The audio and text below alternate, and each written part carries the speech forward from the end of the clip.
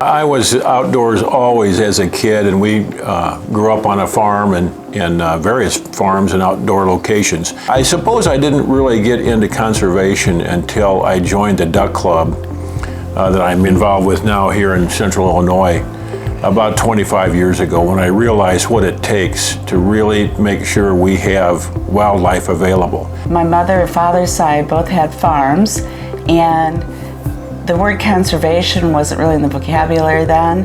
However, they really set aside quite a bit of land for natural drainage.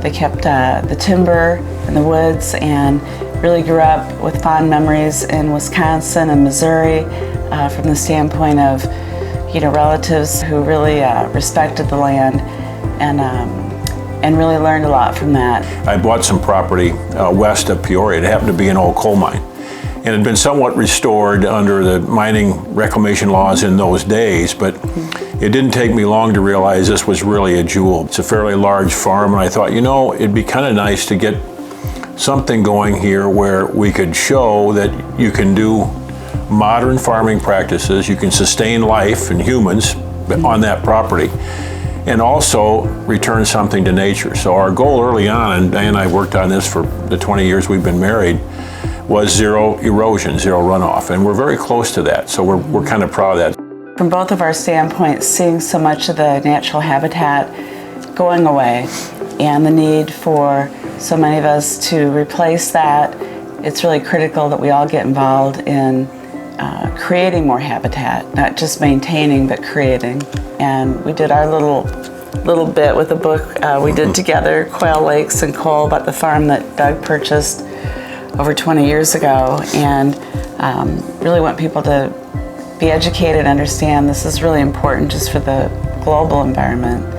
We've been members of Ducks Unlimited and Wetlands America Trust, and once we became involved with that in the early 2000s, we saw conservation on a more massive scale and realized, hey, there's a lot more to this than our little postage stamp of property out there west of town. So we've really been active with that, and that's been a lot of fun. We've toured a lot of those projects all over the country and Canada as well. It's been great fun and so interesting and educational.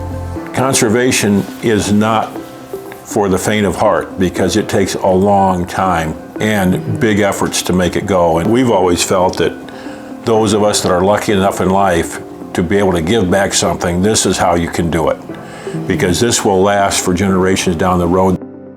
The Illinois Conservation Foundation is one of the key organizations for people to support in the further education and efforts, both short-term and long-term. And there's many organizations that people can get involved with, be they small or big, but certainly from an Illinois standpoint in this event, I would hope that more people would get involved in the near future in those organizations. I frankly couldn't believe it at the beginning when we heard about this, and still it's kind of amazing, because we just do what we do, and we're not in it for public or personal recognition at all. And I would say to join the list of names in the state of Illinois over the last many years that are recipients of this award is pretty amazing, and we are very proud of this. And we didn't aspire to do this, but I guess our work amounts to something. We're very proud of that. Agreed. Certainly very rewarding.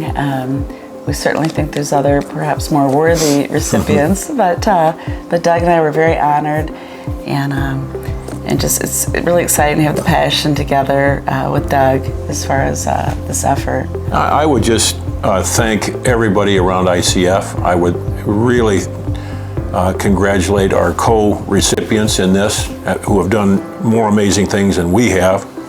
And a special thanks to Johnny Morris and Jeannie, who are special friends of ours and participated in this event for us. And certainly Doug and I would like to offer free copies of our book that we did surrounding Quail Lakes and Coal, albeit not a bestseller, but it's very educational from the standpoint of how you can turn ground that needs to be reclaimed into a wildlife habitat.